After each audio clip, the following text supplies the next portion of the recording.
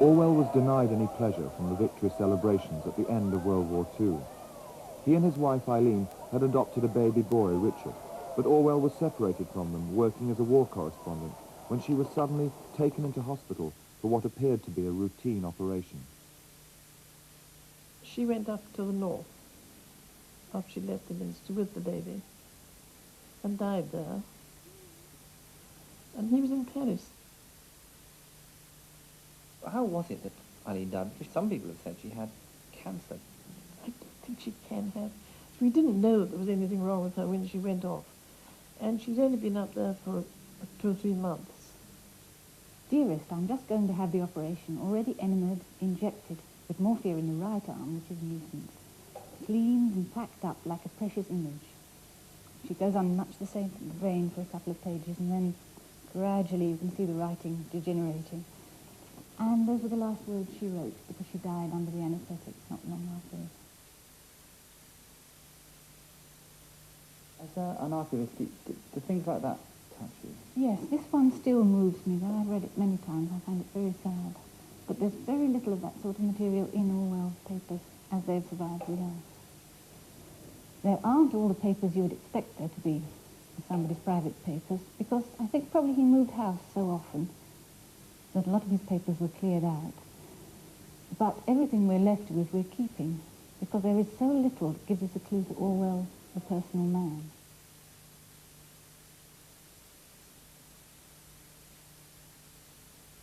It was a bright, cold day in April, and the clocks were striking 13. Winston Smith, his chin nuzzled into his breast in an effort to escape the vile wind, slipped quickly through the glass doors of Victory Mansions, though not quickly enough to prevent a swirl of gritty dust from entering along with him.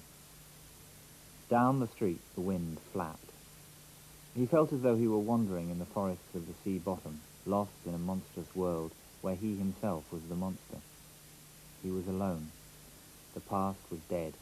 The future was unimaginable. What certainty had he that a single human creature now living was on his side? The thing that he was about to do was to open a diary. April the 4th, 1984. A sense of complete helplessness had descended upon him. To begin with, he did not know with any certainty that this was 1984.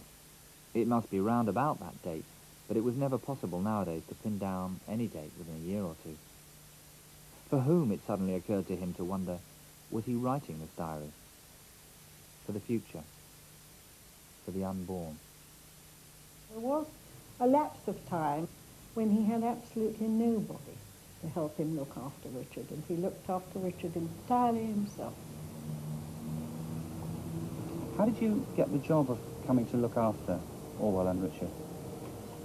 I met a man called Rayner Heppenstall walking up the hill, and he told me that he had a friend who wanted somebody to come and look after his baby, and told me George Orwell, and I didn't have any idea who George was at all. Anyway, I thought it was worth meeting him. And he brought along some beautiful photographs of Richard, and we just talked a little. And then he said, would I come up to the flat and see him? 6 flights of steepish stone steps, which Orwell used to go up about 4 times a day, and I used to go up about 3 times a day. Winston made for the stairs. It was no use trying the lift.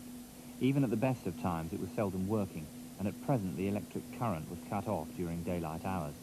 It was part of the economy drive in preparation for H Week. The flat was 7 flights up, and Winston, who was 39 and had a varicose ulcer above his right ankle, went slowly, resting several times on the way. On each landing opposite the lift shaft, the poster with the enormous face gazed from the wall. It was one of those pictures which are so contrived that the eyes follow you about when you move. Big Brother is watching you, the caption beneath it ran. Inside the flat, a fruity voice was reading out a list of figures which had something to do with the production of pig iron. How he actually found this place, I don't know, but they used to live on the borderlands of Maida Vale and Cannon and Kilburn, and then on the seedier side of John's Wood. Now, this here in magnificent Canonbury Square today, very, very expensive houses. In those days, it was a very seedy area, very, very much borderland, but the kind of streets when the hero, Winston Smith, goes wandering amongst the poles in 1984. He moved over to the window. Outside, even through the shut window pane, the world looked cold. And though the sun was shining and the sky a harsh blue, there seemed to be no colour in anything except the posters that were plastered everywhere. A kilometre away, the Ministry of Truth, his place of work, towered vast and white above the grimy landscape. This, he thought with a sort of vague distaste, this was London, chief city of Airstrip 1, itself the third most populous of the provinces of Oceania. He tried to squeeze out some childhood memory that should tell him whether London had always been quite like this.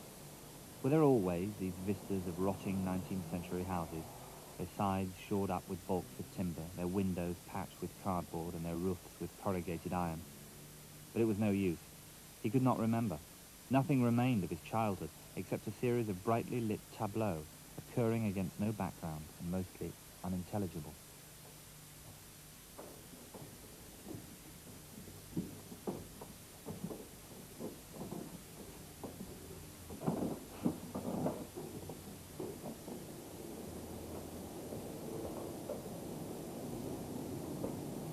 Has this flat changed much, Susan? Unrecognizable. Yes, it has. It's changed absolutely completely. What was it like when you were here with George? Did you call him George or Eric? No, I called him George because he asked me to call him George, because at that time we weren't in the Hebrides where he was called Eric.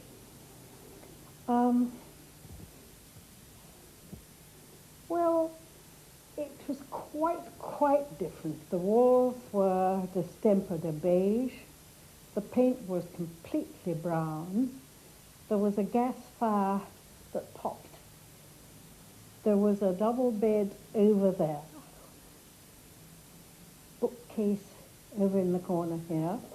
And a chest of drawers over on that wall there.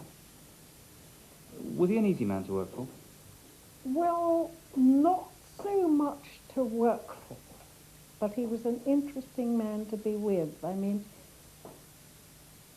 he was very rigid about the routine of his domestic life. He wanted or expected things to be done absolutely to time. But he was a nice man to work for, but not easy. Because he was a stickler for order? Yes, order and time, and he worked tremendously hard. I mean, he started off working about 8:30 in the morning, and then he'd stop for lunch. Usually he went out to lunch. I remember during the war, near the end of the war, going out to one of our weekly lunches, when he said to me how much he hated London and how much he'd like to get out of it. But he said, of course, you can't get out, or you can't leave when people are being bombed to bits all around you. He didn't say this in the least heroically. I would have been most happy to get out if I could have done. His behaviour was sometimes absurd in what I found an endearing way. Like at our lunches, there would always be on the menu perhaps some really quite good bit of food, like, say, liver and bacon. Orwell would never have that. What he would go for would be, as again you might say, and I think this is really true, the victory pie, which was practically uneatable, and he would eat it quite zestfully and say with, in a rather happy way, you won't get anything better than this nowadays. So this image of his being somebody who liked discomfort, yes, there was something in that. He'd come back about 2 and worked till about 6, where we had a high tea. And that was very nice. He loved kippers, Yarmouth kippers, great big shiny fresh ones. And he said he liked them because it was easy to put them in a jug of boiling water and they'd cook themselves. However, I fried mine mostly. And he liked scones and gentleman's relish and homemade jam. He meditated resentfully on the physical texture of life. Had it always been like this? Had food always tasted like this? He looked round the canteen, a low-ceilinged, crowded room, its walls grimy from the contact of innumerable bodies, battered metal tables and chairs placed so close together that you sat with elbows touching. Bent spoons, dented trays, coarse white mugs, all surfaces greasy, grime in every crack, and a sourish composite smell of bad gin and bad coffee and metallic stew and dirty clothes. Always in your stomach and in your skin there was a sort of protest, a feeling that you'd been cheated of something that you had a right to. If one's heart sickened at the discomfort of dirt and scarcity, the interminable winters, the stickiness of one's socks, the lifts that never worked, the cold water, the gritty soap, the cigarettes that came to pieces, the food with its strange evil taste, why should one feel it to be intolerable unless one had some kind of ancestral memory that things had once been different? A good deal of the setting of the book reflects the life that we were living in 1948, the life of shortages, of rationing. There are references, for example, to clothing coupons. The lift not working, again, is an absolute parallel for 1948, in which electricity was liable to be cut off at almost any time, and in which, of course, it was especially cut off during the very hard winter of 1946-7, when there were all sorts of government edicts telling you not to do this and not to do that. Let us all join together now in one more great effort, this time for victory over scarcity. We showed the world what we could do during the war. Let's show it again now. Let's pull together for prosperity.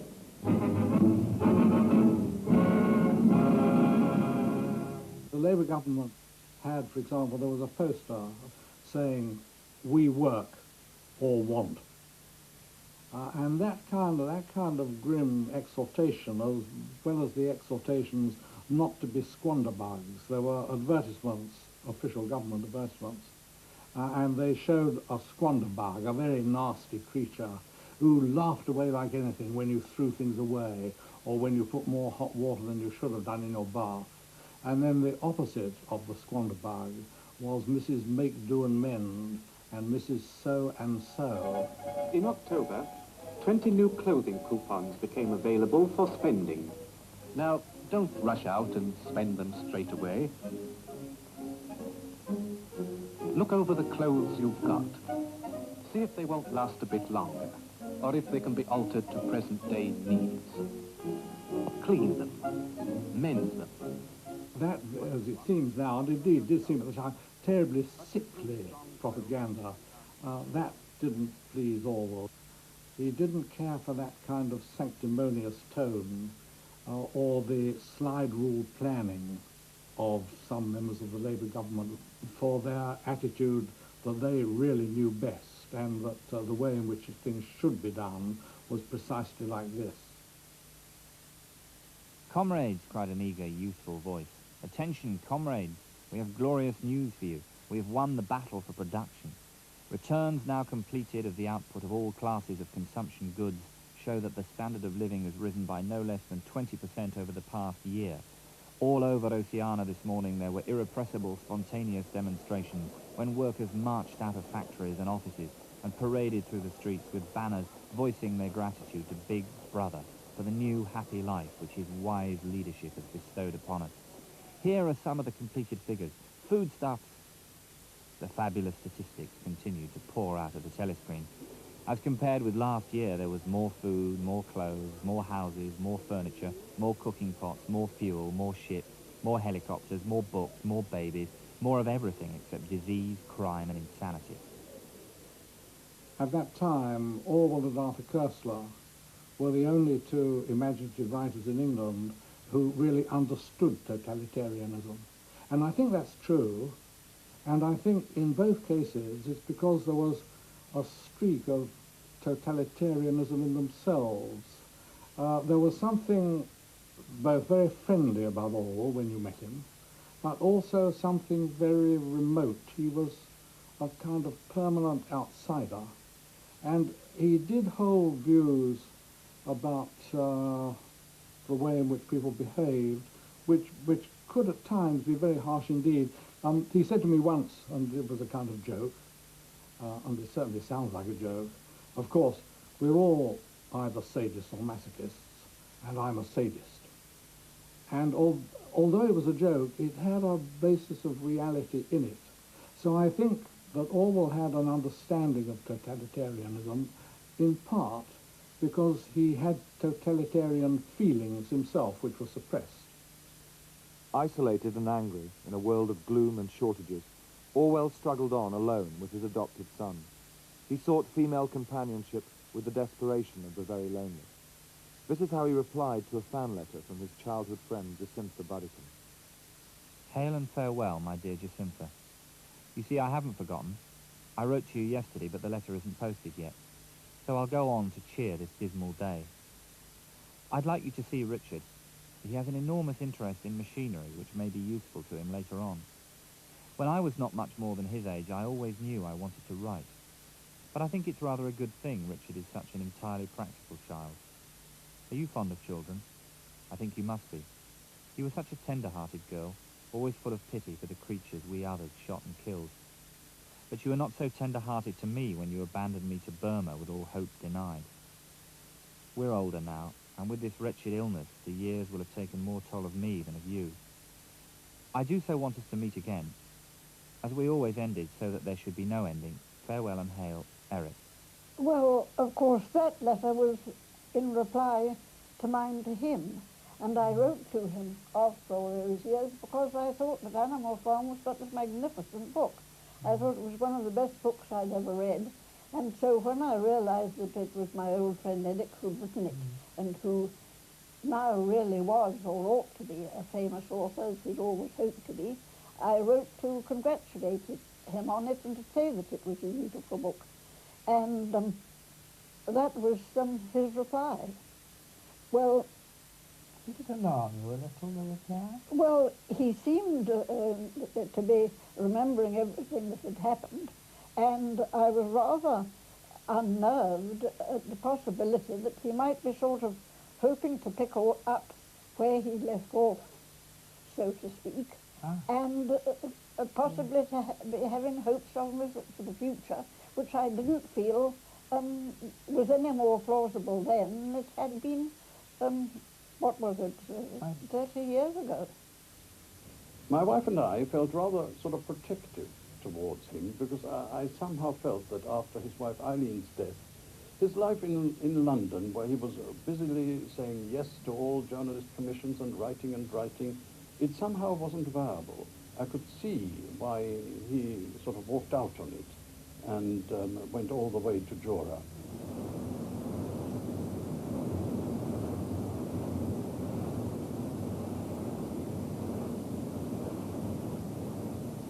I want to give you complete details about the journey, which isn't so formidable as it looks on paper.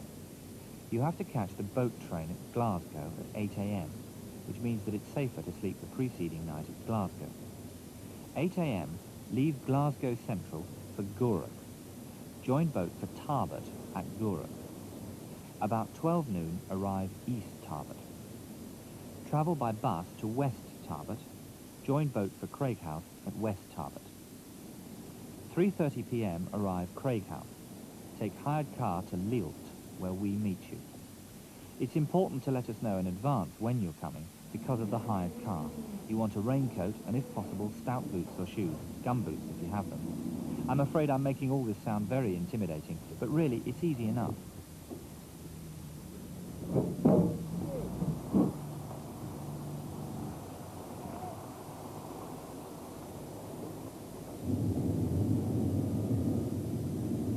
Up, of course, primarily to write, and to write one thing, to write 1984, which had been bubbling in his mind a lot earlier than I was able to show, than most people had suspected. There are these notes for a perfectly clear outline of it from the winter of 42 to 43, but it isn't until 47 he's able to get down to work on it, and very specifically that's what he comes to Jura for, and on the whole keeps his nose down to 1984. He does one or two other essays for American journals, that kind of thing, but on the whole he's there to write and to be left alone.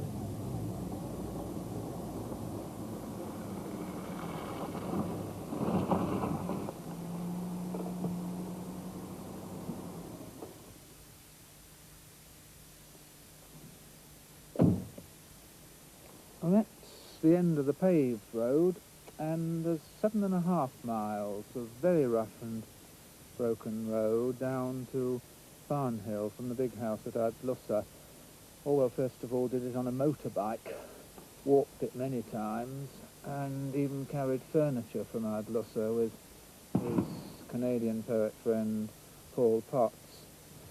A bit of folly, I admit, for a man, I think, knowing that he had tuberculosis then. I don't think he could have been fooling himself that it was just bronchitis any longer, to be so far away from a doctor. Barnhill, Isle of Jura. I can work, but that is about all I can do. To walk even a few hundred yards promptly upsets me. It's annoying that after a filthy spell, we've been having nice weather, but I am on the grisly job of working on my novel. I sit at the window, study the landscape, and write. He arrived in April 47, and I remember very vividly him coming in and how ill and terribly ill he looked, and terribly drawn and sad face he had. It's an extraordinary place for a man in that condition to come to, isn't it? Was life much harder than it is now? Well, much harder, because there was no telephone near Craig House, which is 27 miles. There was, petrol was rationed, rationing was on, only shop was done, Craig House, and our only communication was by the post van, which came 3 times a week. Were you very surprised when he came and settled in this wild place here? Well, I wasn't really, because after all, he'd been living in London all during the war. You know, it was kind of strange.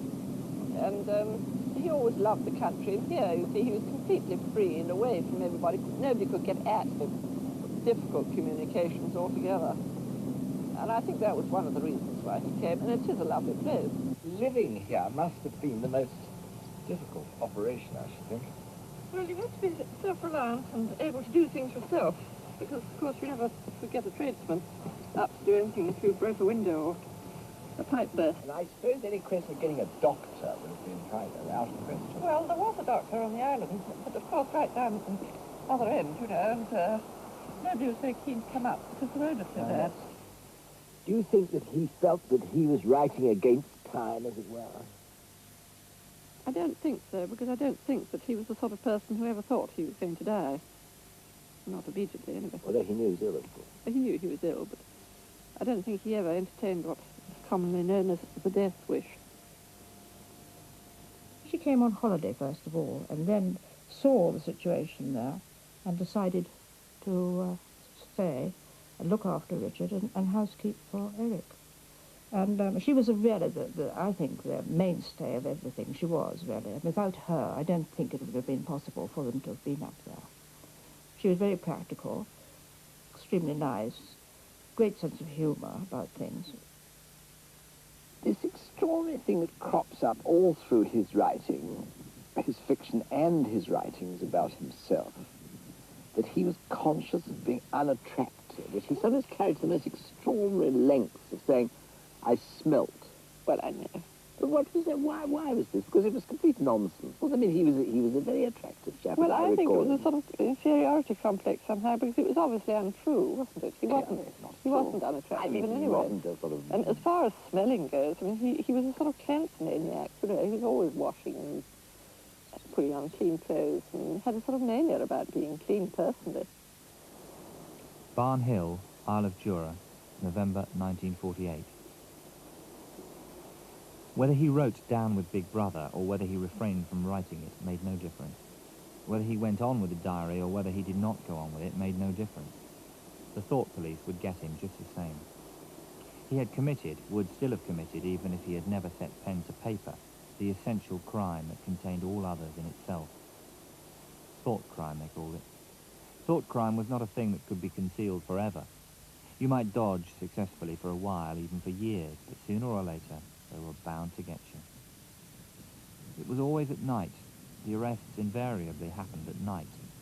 The sudden jerk out of sleep, the rough hand shaking your shoulder, the lights glaring in your eyes, the ring of hard faces round the bed. In the vast majority of cases, there was no trial, no report of the arrest. People simply disappeared, always during the night. Your name was removed from the registers, every record of everything you had ever done was wiped out. Your one-time existence was denied and then forgotten. You were abolished, annihilated, vaporized was the usual word. For a moment he was seized by a kind of hysteria. He began writing in a hurried, untidy scrawl. They'll shoot me, I don't care. They'll shoot me in the back of the neck, I don't care. Down with Big Brother, they always shoot you in the back of the neck, I don't care. Down with Big Brother. He sat back in his chair, slightly ashamed of himself, and laid down the pen. The next moment he started violently. There was a knocking at the door.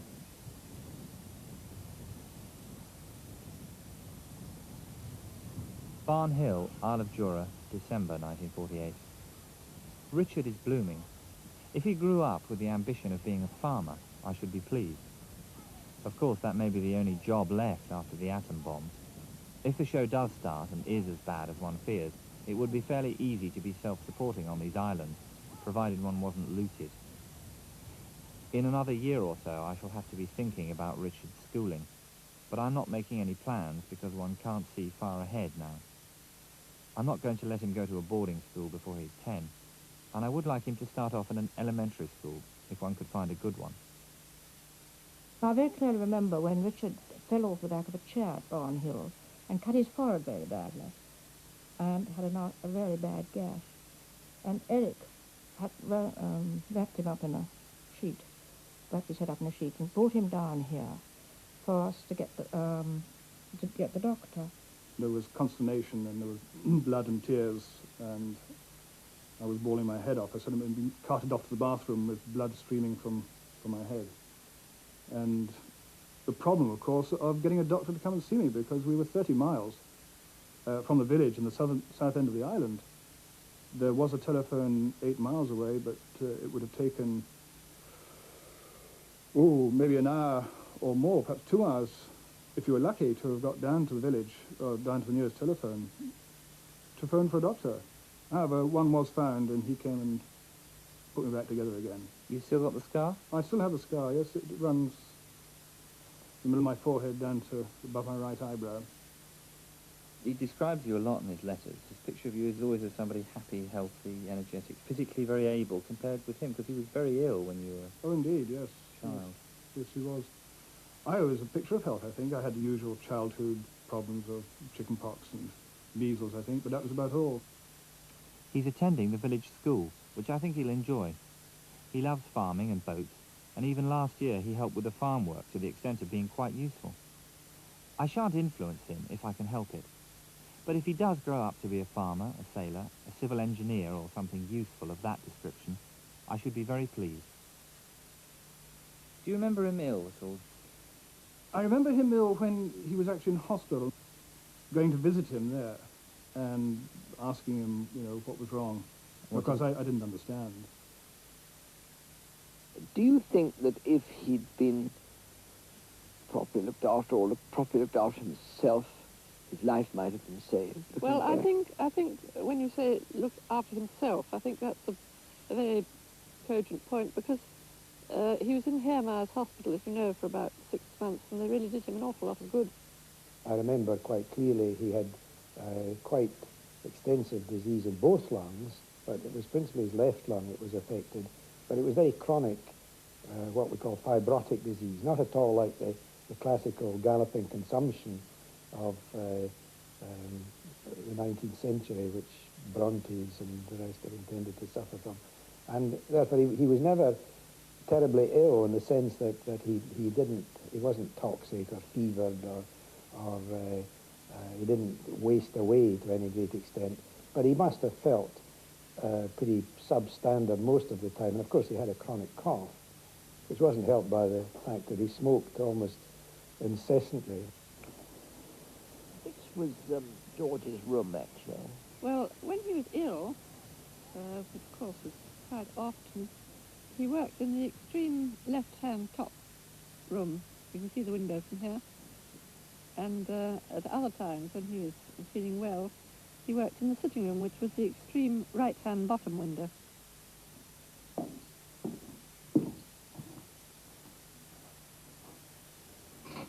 We're in the room in which he wrote 1984. It's a very small room, and I think it was a very overheated and stuffy room. After he came back from Herr Meyer's, before going in, he'd given up his heavy smoking. He went back on very heavy smoking. He rolled this filthy black shag, normally the cheapest kind of navvies tobacco, and he probably smoked about 30 or 40 of those a day while he was working intensely. That's the way the manuscript got written. He picked up the children's history book and looked at the portrait of Big Brother. The hypnotic eyes gazed into his own. In the end, the party would announce that 2 and 2 made 5, and you would have to believe it. It was inevitable that they should make that claim sooner or later. The logic of their position demanded it. Not merely the validity of experience, but the very existence of external reality was tacitly denied by their philosophy. The heresy of heresies was common sense. And what was terrifying was not that they would kill you for thinking otherwise, but that they might be right. For after all, how do we know that 2 and 2 make 4, or that the force of gravity works, or that the past is unchangeable? If both the past and the external world exist only in the mind, and if the mind itself is controllable, what then? The party tells you to reject the evidence of your eyes and ears. It was their final, most essential command. His heart sank as he thought of the enormous power arrayed against him. And yet he was in the right. They were wrong, and he was right. The obvious, the silly, and the true had got to be defended. Truisms are true. Hold on to that. The solid world exists. Its laws do not change. Stones are hard. Water is wet. Objects unsupported fall towards the Earth's centre. Freedom is the freedom to say that 2 plus 2 make 4. If that is granted, all else follows.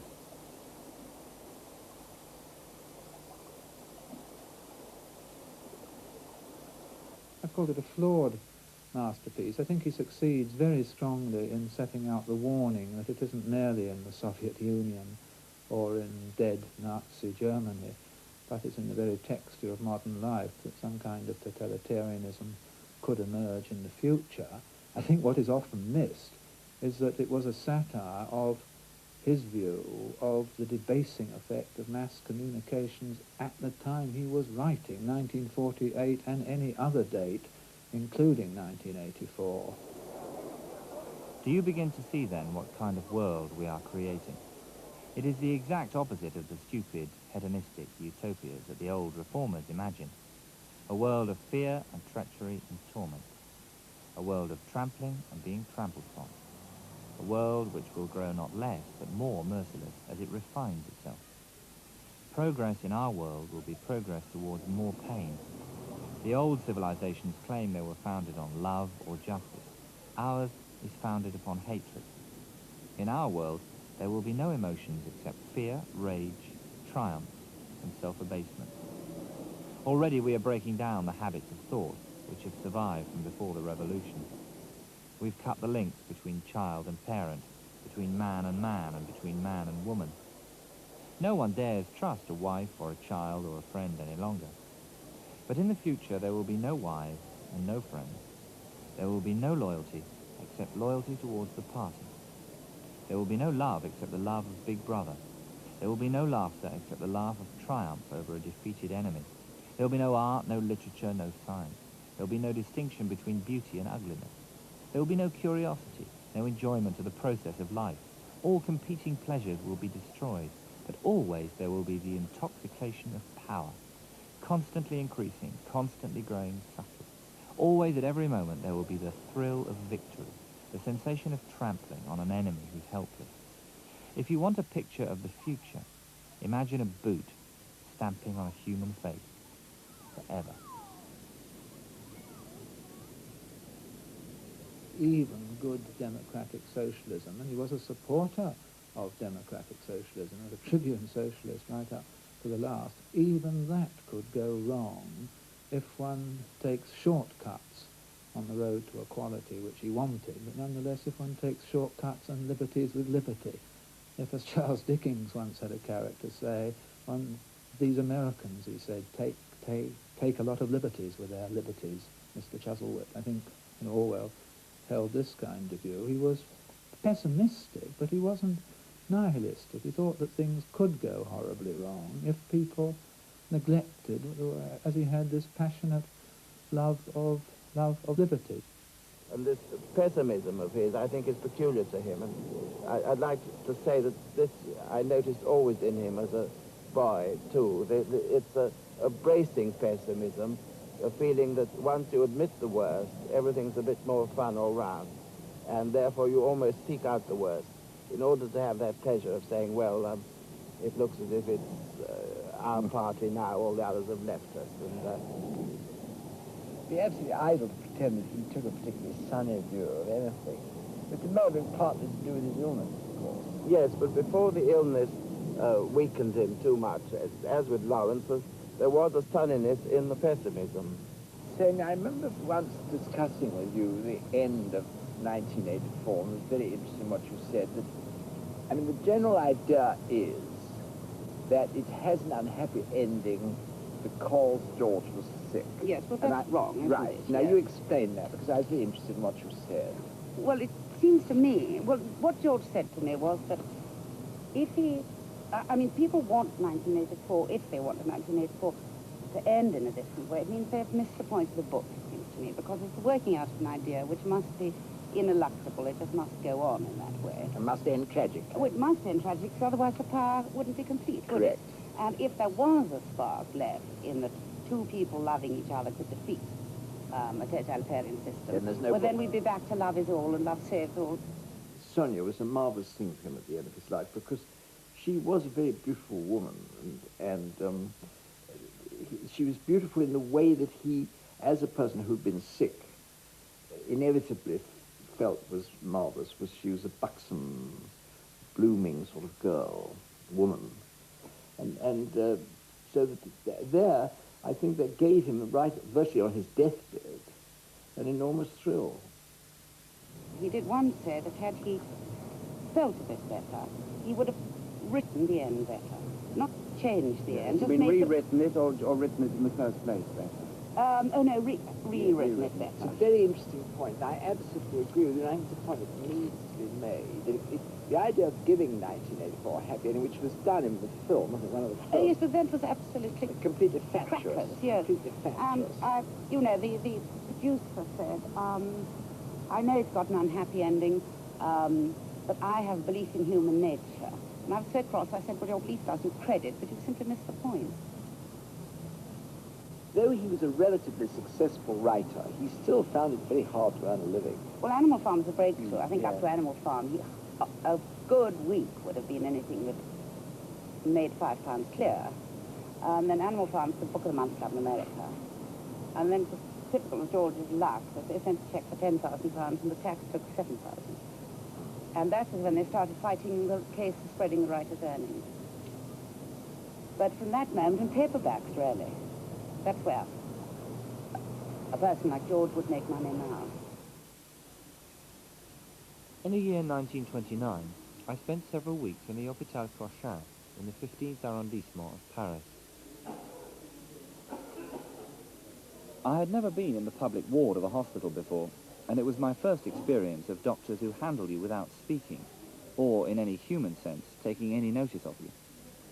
If you had some disease with which the students wanted to familiarize themselves, you got plenty of attention of a kind. I myself, with an exceptionally fine specimen of a bronchial rattle, sometimes had as many as a dozen students queuing up to listen to my chest. It was a very queer feeling. Queer, I mean, because of their intense interest in learning their job, together with a seeming lack of any perception that the patients were human beings. In the bed beyond, a veteran of the War of 1870 was dying, a handsome old man who was suffering from some disease that made him urinate almost incessantly. A huge glass receptacle stood always beside his bed. One day, his wife and daughter came to visit him. At sight of them, the old man's bloated face lit up with a smile of surprising sweetness. and as his daughter approached the bed, I saw that his hand was slowly working its way from under the bedclothes. I seemed to see in advance the gesture that was coming, the girl kneeling beside the bed, the old man's hand laid on her head in his dying blessings. But no, he merely handed her the bed bottle, which she promptly took from him and emptied into the receptacle. One morning, my cobbler neighbour woke me up, plucking at my pillow before the nurses arrived. "Numero 57. He flung his arms above his head. Curiously enough, he was the first dead European I'd seen. I'd seen dead men before, but always Asiatics, and usually people who died violent deaths. Numero 57's eyes were still open, his mouth also open, his small face contorted into an expression of agony. What most impressed me, however, was the whiteness of his face. It had been pale before, but now it was little darker than the sheets.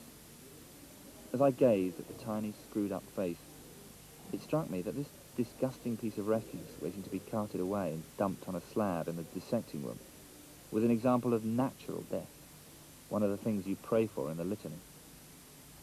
There you are then, I thought. That's what is waiting for you 20, 30, 40 years hence. That's how the lucky ones die, the one who lives to be old. The cause of his death was a hemorrhage. A blood vessel in his lung must have ruptured, and he bled to death.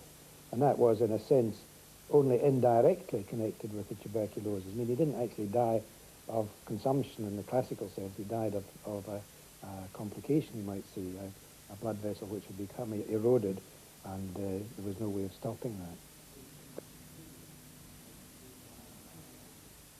In a way, it was sort of inappropriate, because the poor parson didn't know anything about him, and the service had very little relationship to him, but it was very well attended by every sort of person. They were very sort of nondescript collection of people, and I don't know, my moment of poignancy, actually, for some extraordinary reason, was when the coffin was carried in, because it was so long. It gave one a sort of very feeling of great sadness to see the enormous length of it. It's got to be said that I think on the whole it was an unhappy life. I don't think he was ever, or very rarely, happy. Did he have heroes, Orwell? Well, coming away from this occasion, the memorial service, I was giving a lift to his sister Avril, and I said exactly that. I said to her, who did he admire? And she said without any hesitation, oh, the working class mother of 10. And I was expecting her to say Mr. X or Mr. Y or such a writer. And I asked her what did she mean by this. And what she really indicated was it was the way ordinary people get over extraordinary difficulties and keep sane and keep good-natured. And he really did admire it. Everywhere, all over the world, hundreds of thousands of millions of people, just like this. People ignorant of one another's existence, held apart by walls of hatred and lies, and yet almost exactly the same. People who've never learned to think, but who are storing up in their hearts and bellies and muscles the power that would one day overturn the world. All round the world, in London and New York, in Africa and Brazil, and in the mysterious, forbidden lands beyond the frontiers, in the streets of Paris and Berlin, in the villages of the endless Russian plain, everywhere, stood the same solid, unconquerable figure, made monstrous by work and childbearing, toiling from birth to death, and still singing. You were the dead, theirs was the future.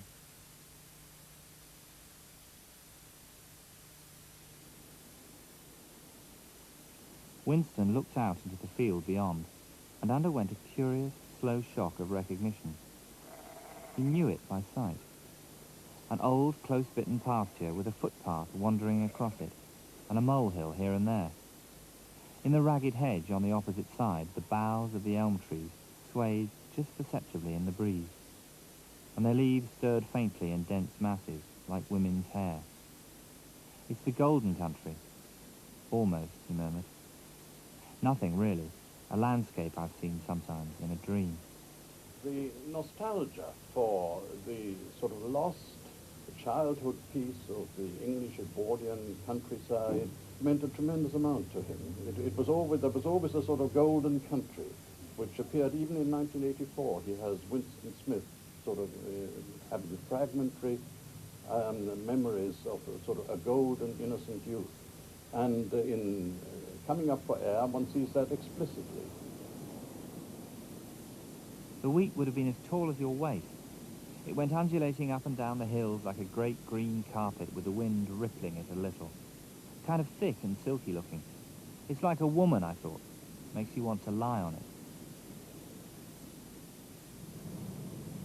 I drove on. All the way down the hill, I was seeing ghosts, the ghosts of hedges and trees and cows. It was as if I was looking at two worlds at once, a kind of thin bubble of the thing that used to be, with the thing that actually existed shining through it. There's the field where the bull chased Ginger Rogers, and there's the place where the horse mushrooms used to grow.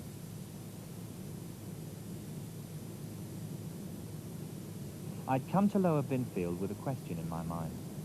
What's ahead of us? Is the game really up? Can we get back to the life we used to live, or is it gone forever? Well, I had my answer. The old life is finished. And to go about looking for it is just a waste of time. All those years Lower Binfield had been tucked away somewhere or other in my mind, a sort of quiet corner I could step back into when I felt like it. And finally I'd stepped back into it and found that it didn't exist. It doesn't matter how many of them there are, they're all for it. The bad times are coming. What's coming afterwards, I don't know. It hardly even interests me. I only know if there's anything you care a curse about, you better say goodbye to it now. Because everything you've ever known is going down, down into the muck, with the machine guns rattling all the time.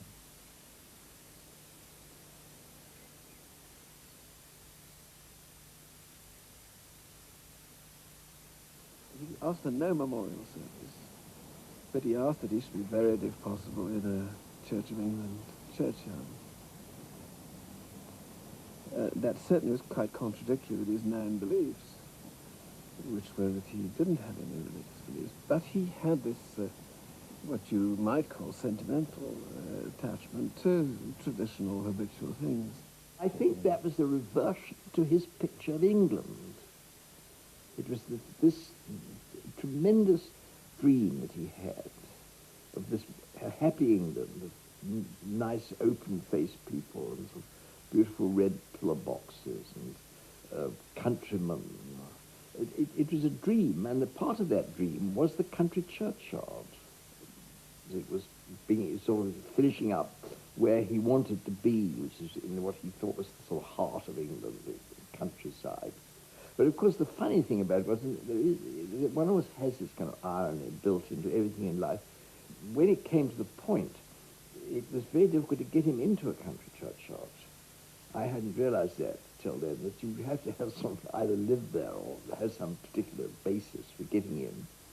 And in the end, he only got into a country churchyard through the influence of the Astors. So that the thing that he most abominated, in a sense, the sort of millionaires, were needed. I was only able to do it because I happened to be on friendly terms with a vicar.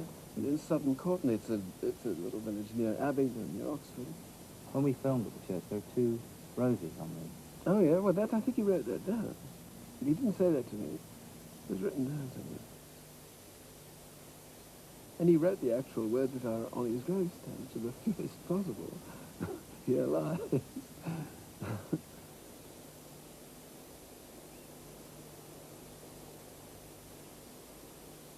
The communist critique of Orwell would be that his work ultimately served the cause of the right rather than the certainly. cause of Certainly.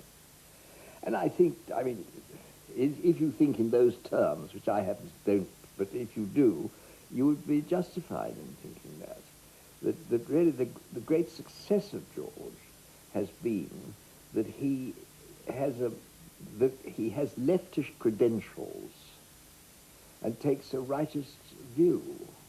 Being socialist really was only part of him. I mean, he's quite different in his outlook really from anybody, isn't he? You see, he went to Spain to fight, and then he found that the Bolsheviks were just as bad as the Nazis and what they were doing, and then he leaves off, you see, and changed his mind. Are you surprised at all the interest in him now after all these years? And yes, I don't know. No, I don't think so, because he's always been a household name, hasn't Yes. he? Yes. We're proud of him. Yes.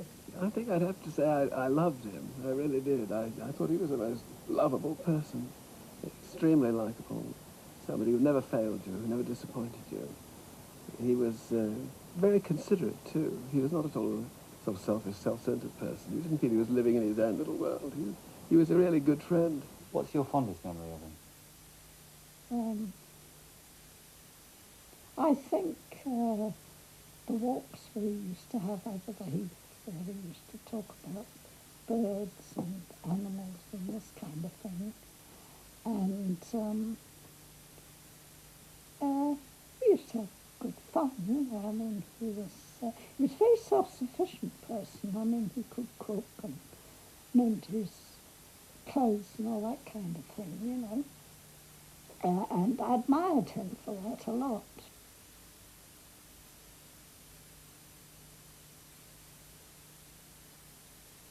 You were an adopted child, and there is conventionally supposed to be some identity discrepancy between adopted children and their father. How do you view your father as your father? Was that ever a problem for you? It often is, isn't it, for adopted children? I think it probably is. It's never been a problem with me. As far as I was concerned, George Orwell was my father, and that's that. He wondered again for whom he was writing the diary. For the future, for the past, for an age that might be imaginary. He was a lonely ghost, uttering a truth that nobody would ever hear. But so long as he uttered it, in some obscure way, the continuity was not broken. It was not by making yourself heard, but by staying sane that you carried on the human heritage. He went back to the table, dipped his pen, and wrote. To the future or to the past, to a time when thought is free, when men are different from one another and do not live alone, to a time when truth exists, and what is done cannot be undone. From the age of uniformity, from the age of solitude, from the age of Big Brother, from the age of doublethink, greetings.